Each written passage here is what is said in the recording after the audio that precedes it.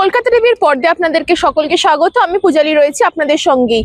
যেটা জানা যাচ্ছে, সাধারণ মহিলা অর্থাৎ ঘরে ঘরে যারা যে মহিলারা থাকেন তাদের মধ্যে এক উদ্বেগজনক চিন্তার সৃষ্টি হয়েছে, যেখানে জানা যাচ্ছে অনেকের কাছেই ইতিমধ্যে অন্নপূর্ণা যোজনার টাকা পৌঁছে গেছে ব্যাংক অ্যাকাউন্টে, বা অনেকেই এখনো অব্দি অন্নপূর্ণা যোজনার টাকা পাননি। সেই নিয়ে অনেক দুশ্চিন্তা উঠে এসেছে বা নানান প্রশ্ন সাধারণ মানুষের মুখে মুখে উঠে আসছে। ইতিমধ্যে মুখ্যমন্ত্রী উত্তরবঙ্গ সফরে যখন গেছিলেন, মাননীয় মুখ্যমন্ত্রী শুভেন্দু অধিকারী জানিয়েছিলেন যে এখনো অবধি চূড়ান্ত পর্যায়ে নথিভুক্তর কাজ এখনো অবধি তারা যাচাই করছেন।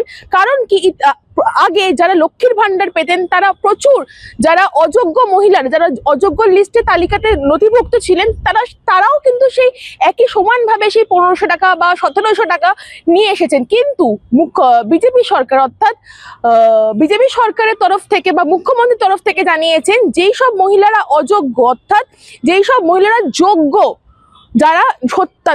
যাদের ব্যাংক অ্যাকাউন্টে সত্যি অন্নপূর্ণা যোজনার তারা নথিভুক্ত বা যাদের লিস্টে সব রকম তারা ক্রাইটেরিয়া যারা ফুলফিল করা, তারাই কিন্তু এই টাকা পাবে। ইতিমধ্যে আমরা জানতে পারছি জুন বা জুলাই মাসে অনেকেই কিন্তু এখনো অবধি এই অন্নপূর্ণা যোজনার টাকা পেয়ে ওঠেনি। কিন্তু মুখ্যমন্ত্রী জানিয়েছেন এখনো অবধি 30 আগস্টের মধ্যে পুরো যাচাইয়ের কাজ অর্থাৎ চূড়ান্ত পর্যায়ে যে যাচাইয়ের নথিভুক্তর কাজ, সেটা কিন্তু তারা চেক করছেন বা রীতিমতন আপডেট রাখছেন।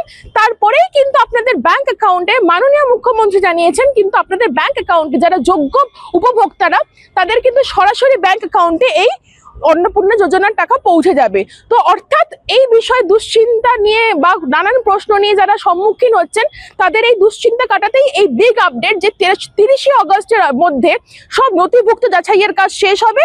তারপরেই কিন্তু যারা যোগ্য উপভোক্তারা তাদের ব্যাংক অ্যাকাউন্টে এই অন্নপূর্ণা যোজনার টাকা পৌঁছে যাবে। ইতিমধ্যে সেটা মুখ্যমন্ত্রী উত্তরবঙ্গ সফরে গিয়ে কিন্তু কনফার্মেশন দিয়েছিলেন আমাদের সকলকে।